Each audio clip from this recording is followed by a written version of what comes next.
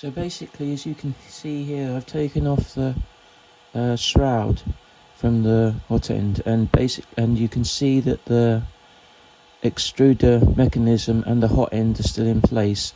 I bought another hot end from AliExpress, and I've been keeping that for a while in preparation for if the hot end need to be replaced at any time. And it just looks like it'll be very straightforward. The extruder side, obviously, there's two screws on this plastic ABS plastic cover, and then underneath there's further two screws which actually mounts the hot end. So I'm gonna go ahead and dismantle that.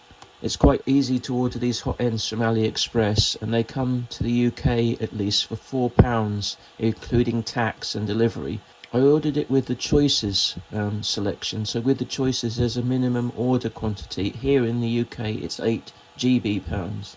I'm not sure what it is in other parts of the world. I assume they have the same kind of system whereby you have to order a certain minimum amount. So yeah, I'll just go ahead and dismantle that, and then we'll come back to it and look when it's dismantled.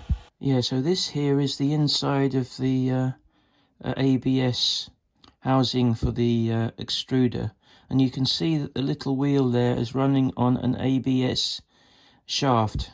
I could just see a quantity of black grease, which looks like molybdenum grease. I did find some other debris in the actual extruder, and I was wondering whether that was causing an issue. I found a couple of pieces of old filament, like a piece of black filament from when I'd used it before, and another piece of yellow filament as well, stuck in the actual area there between the two gears, and I was just wondering if that was causing any issues inside there. Yeah, so if you look at the plate itself, you can see the little aperture. There's the actual casing goes into that hole that you can see next to the drive wheel there, and you can see there's a kind of a metal gouge in one side there, and presumably that's where it's been wearing away, that plate. Obviously it's not really a big issue, it's like a kind of wear thing. I did actually remove, there was a little bit of black grease left on the plate. I did actually clean that off, and there was also some dust and debris in there, so I got rid of that to clean it up. And there we see the drive wheel on the right, and it's got a circlip on the end of it. I won't do anything with that, of course. I'll just leave that as it is.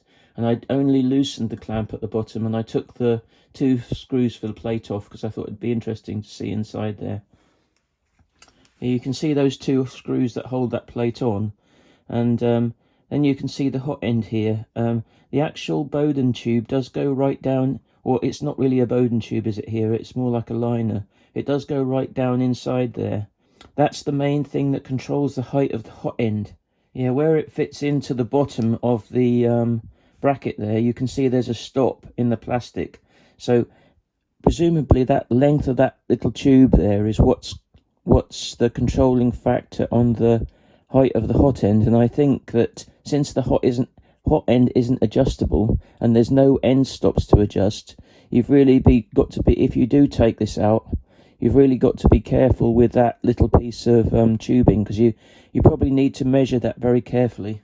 So you have to go carefully with this one. I probably have to heat the hot end up while it's out of the printer. So I'm going to have to think of a way of holding it as well while I do that. What I might do is just hold it in a pair of leather gloves. I'll need to reconnect the thermistor wires and the heater cartridge wires, just so that the printer knows what temperature it's at, so that it doesn't overheat or anything, and then try and remove that piece and then reinsert it into the new hot end. So yeah, I'm just going to do that.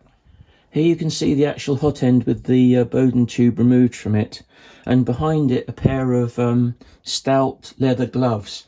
Incidentally, I got these from AliExpress as well, and they were just unbelievably useful. They were really, really good value for money. So I would highly recommend you buy a pair of those, because they're so useful right across the whole series of different things. Holding hot things like this hot end was no trouble for me using these gloves.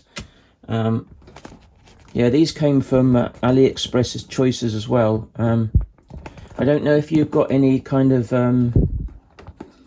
like reservations about using leather, but some people have, I know, and some people prefer to use PU leather and things like that. Obviously it's no substitute for the real thing. It's no substitute for leather, and I wouldn't try doing this with a pair of PU gloves, because they obviously wouldn't stand up to the kind of treatment that these get. I use these gloves for everything from cleaning my prints where I've got sharp blades and things like that, and for things like this, holding things, cleaning the end of the nozzle and all that kind of thing. They're very useful for anything related to 3D printing. They're really going to protect you and you know, keep your fingers safe from all those little harmful things which can cause problems, either sharp things or hot things. You could use gardening gloves as an alternative, but I prefer these ones because there's no element of cloth here. It's all you know, nice quality leather, and so there's nowhere for any little bits of metal to fall through and go through the cloth backing or anything like that. So you get with some gardening gloves. So yeah, so these are really good. So I heartily recommend these. Now you see, this is the tube. I actually pulled it out. I heated the Hotend up by using the feed. Used it until the button stopped flashing fast and it was flashing slowly, and that was where I knew it was up to temperature. So then I tried pulling it out, and it came out relatively easily when the machine was up to temperature. And I've just measured it, and it's actually yeah, the length of it is actually 32.2 or 32.1 millimeters. It's just over 30 millimeters long. Yeah. If you are going to go through this process, you really need to measure yours to make sure it's the same length. But whatever you do, do not lose that piece of tubing, because as I say, that is what controls the height of the hot end, and without that you can't gauge how far the hot end should be from the actual extruder. So keep that safe, whatever you do. One thing I did notice here, that with the original Bowden tube, which is the original tube that came out from the inside of the nozzle, you can see how, this is the top one, you can see how much different it is to the normal size Bowden tube. I got this, the bottom piece is a piece of unused tube, and you can see how much over large that end is. It won't be good to have the molten filament sort of forcing its way back up this pipe, because it's going to lead to kind of it leaking away, and it probably won't be extruding quite as much as you'd expect from the nozzle, because half of it, or at least a lot of it, will be going back up the tube there, and you don't know how long that enlargement is. It does go up quite a bit of way, and it kind of makes a kind of a pool of molten filament which is above where it should be, and that isn't really good for any 3D printer to have the. It's normally better to have the pool of molten filament right at the top of the nozzle, where it's just about to be extruded, and not rising up and going in some place where it's not meant to be. Normally with a 3D printer that would mean it would block, but because this is a direct drive, it doesn't block. But it obviously might under extrude because of that. So here is the new piece of tubing that I cut. I actually used Capricorn tubing because it's got a higher rating than the original standard tubing. I think it will perform better when it's in the nozzle.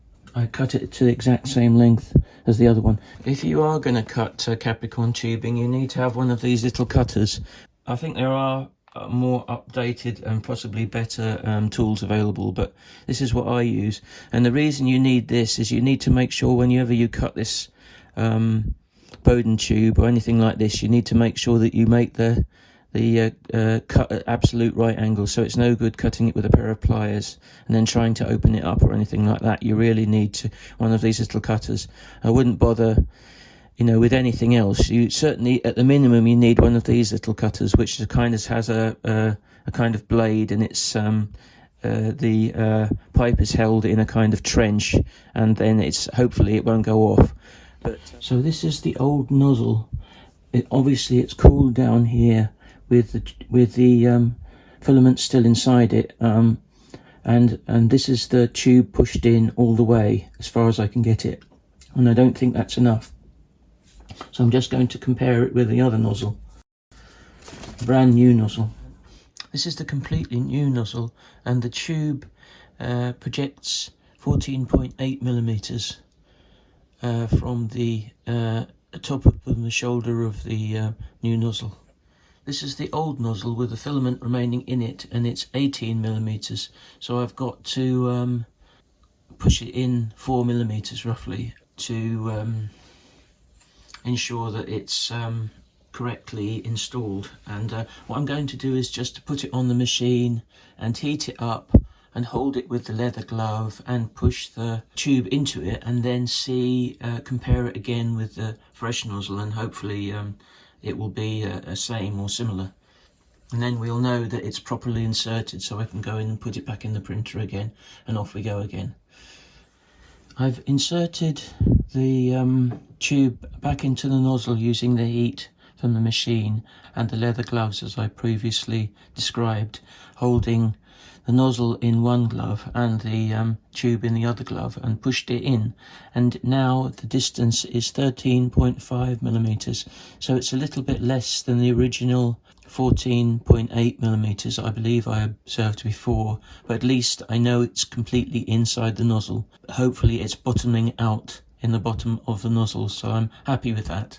And although it's less, due to the heat, it's probably deformed the end of the pipe a little bit, and when I put it back in the machine, I did press it very firmly, so I did want to make sure that I did a good job, so I may have pressed it a little too firmly, but nevertheless we'll see when we put it back into the machine whether it's functioning properly. If it doesn't extrude properly anymore, then I may have to go and revisit it again. What I normally do if I'm reassembling fiddly bits and pieces like this with regard to the actual casing is to actually hold it in place with a piece of tape or something else. A piece of painter's tape is an ideal thing, or masking tape for it, because it's low tack, and unfortunately I didn't have any to hand, so I used here a piece of parcel tape. Unfortunately, that's the only thing I had. I'm just going to try and poke a couple of holes in there so that I can put the screws in.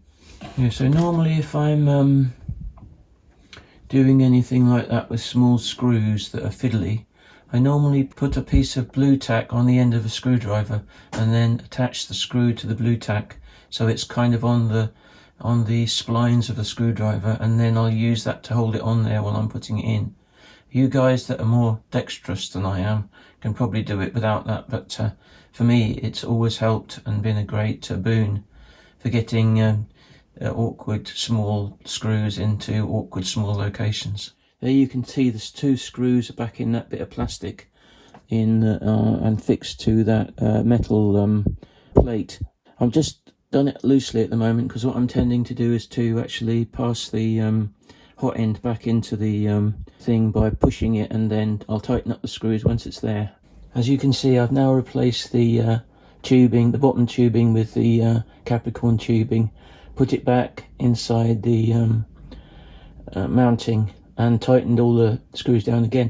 Be very careful when you tighten these screws not to over tighten them, because either you will break the plastic, or you might round off the heads, and that's always a bit of a pain when you round off screw heads, because you have to then think about how to replace them again. I do think there's one good thing about this machine again, is that there's none of those little tiny hex heads. They actually are conventional screws. So anyway, it's back in, and now I'm going to heat it up again and put the filament back in, and we'll see how it prints. I think it may be improved by the improvement in the tubing, because obviously that tubing was over large at the end of the tube, and that probably due to the heat, because this tubing is the kind of generic white tubing that you normally get with a 3D printer, and it's not the absolute best quality. It's fine for what it needs to do, but the Capricorn tubing is so much better. It has a higher temperature threshold, and it does do better in hot environments. I'll set it up again and we'll see how it prints. Here you can see there that I've installed the filament in the printer, and it's all ready to go now. There wasn't any kind of problems whatsoever with it. I've just got to level the bed, and then I'll be able to do another print, and we'll see how it goes. But it was very, very easy to feed the filament through it, and I don't know whether that's anything to do with the over large tube, which means that possibly when the filament is in the tube, it's trying to force its way back out through the tube, and obviously it's enlarged the opening in the center of the tube. And now that it has the Capricorn tube, which obviously anyway is a higher temperature rating, it's not going to be able to make its way back up the tube quite so easily. So it should mean that the print quality is better. I say should mean, it's not guaranteed. It might show no improvement whatsoever, but I'm certain that having that Capricorn tube will be better. So we'll see about that anyway. But it's back in now, and it was absolutely no trouble. I will say that I didn't use the actual onboard machine buttons to do this. I actually used Octoprint because it's easy to run. You can see what's happening with the printer. It's easy to run the nozzle up to a full temperature and actually monitor in real time what it's doing, instead of having to kind of use the buttons and kind of guess what's going on with it. So with Octoprint, obviously you can see exactly what the temperature is. You can set the temperature that you want to. You can manually operate the extruder or the retract, so that you don't have any guesswork going on. And I would heartily recommend you guys actually get an install of Octoprint.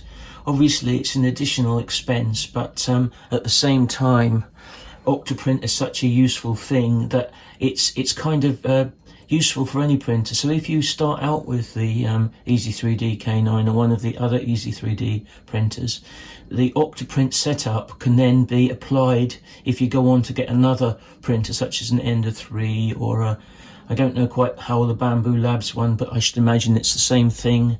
All of these printers can be used with Octoprint, and the same with other printers like the Kingroon KPS3 and the Tronxy Crux 1 printers.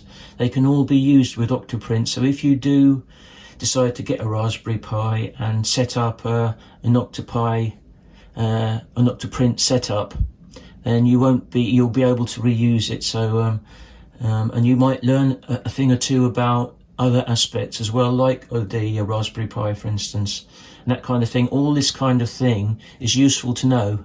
Although initially there's a kind of learning curve to it, it's useful to know. And there's so many guides online about how to set up Octoprint and how to set up the Raspberry Pi that it's really, really easy.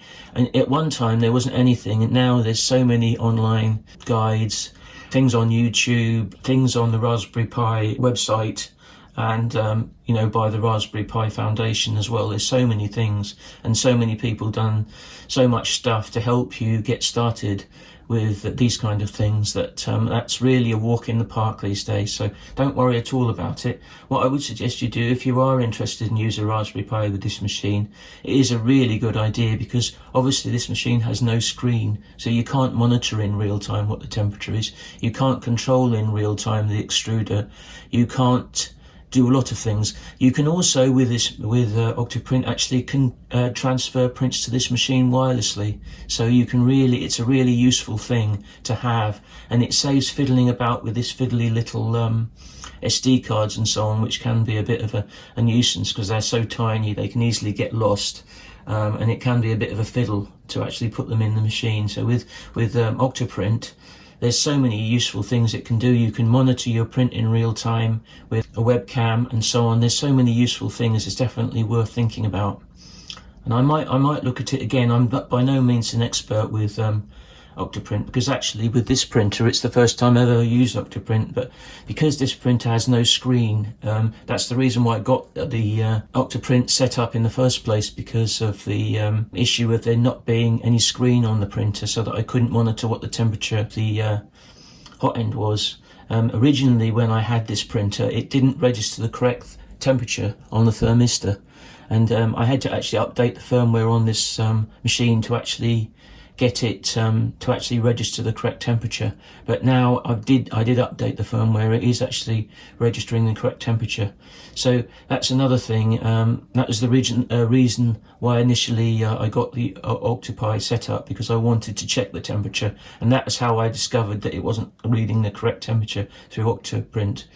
and it gives you a real-time readout of the temperature, and there's so many things you can do and adjust with it that it's definitely worth getting, and I would heartily recommend you guys to do that, especially people that are actually interested in going further with the hobby, because it's kind of one of the biggest projects on 3D printing is really to do with Octoprint and so on, so it's definitely worth getting familiar with it. So what I'm going to do basically now is go away and level the bed and then do another test print, and I'll come back to you after I've done that.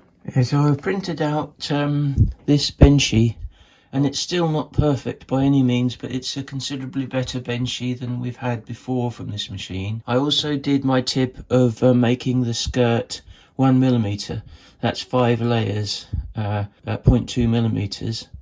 So that way the skirt becomes easy to remove. You just peel it away and it doesn't leave any trace on the bed. Yeah, you can see there that uneven layers, that is, but I think that's due to the flexibility of the machine. It's not something that you can get rid of by tweaking the settings or anything. And also there's quite a bit of stringing as well, which is something I hadn't really had before with this printer. There's a few kind of inconsistent extrusions, and also you can see that the uprights aren't perfectly upright, but that again will be due to the flexibility of the printer. There's nothing you can do about that. The bed moves quite a bit. The x-axis, there's nothing much you can do about that. You can try, but the whole thing, you know, does move around still. Even with the stabilizing brackets, it still moves around quite a lot, and there's nothing much you can do about this. But the good thing about this printer is that the bed adhesion is so good. You know, it's simple, and you can just, if you want to make something very quickly, it's really dead easy to use. It's actually really good. The turnaround time is very good. You don't have to be scrupulously clean on the bed. It's really very easy. It doesn't use much electricity. There's so many good things about it. And as you can see, I did replace the nozzle in this video very easily. It's very straightforward to use. There's no, again, with other printers, they're so finicky. They block easily. This one doesn't block. I've never had a block on this printer all the time I've been using it, never even once. And as you can see with that a tube, it was over large, and the printer still wasn't blocked. Now I've tightened up on that tube. You can see a difference in the printer. Is better, but still it's not perfect. It's never going to be perfect with this printer. It's not like a printer where you're going to get an absolutely perfect model. If you want that, you need to buy Bamboo Labs or one of the other printers in that region. You could, if you wanted to buy a smaller volume printer, you could get the Bamboo Labs A1 Mini printer, 3D printer, which has got another smaller, I think it's 18 by 18 by 18, that is centimeters. So 180 by 180 by 180, which is the kind of standard volume for those smaller footprint 3D printers that are being made now. There's a couple of other ones, but they're all that small volume, and you can get those if you want a better print quality. But for cheapness and for ease of use and for quickness, this isn't bad. And as I say, you can produce a perfectly functional item in a very, very quick time and have a very, very quick turnaround time on it. And there's no fiddly preparations to do with this machine. You can just use it straight away. Here you can see what I got on the bottom of the print, and the fact that the actual text, even though it's in those little dimples, is still visible. You can see what's on the stern there. It's just, there's a kind of a ridge going round the print actually there. But you can then see the kind of a plate which the text is on, which is again very similar to many 3D printers. You won't actually see that text. You'll see that it's there, but you can't actually read it. Similarly with this one. I did want to show you actually the bows of the, because it's something that I didn't notice right at the start. But having seen this before, the bow of the print is actually much more even. Many times when you see this Benchy, you will see there's a kind of step at the bottom of the bow section of the Benchy, which is almost entirely absent in this one. It's not there, so that is actually an overhang. So that That bow there is very much better than I've seen before. Something I didn't notice when I was first looking at it. It's very much better. The overhangs in the doors and windows are better. You can see that the edge of the wheelhouse roof is better, more defined.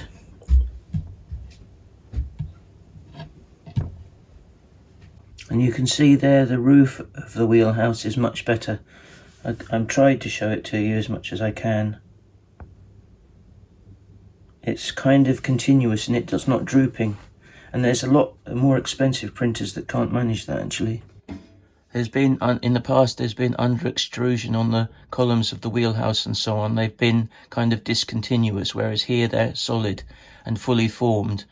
It's not perfect again, but as we said, that's not, this printer's strength isn't in actual print quality. It's more in its ease of use and cost, of course, and even cost to use, because of course it doesn't use much electricity either. So if you're on a tight budget and you want to realize projects, you can do it with this.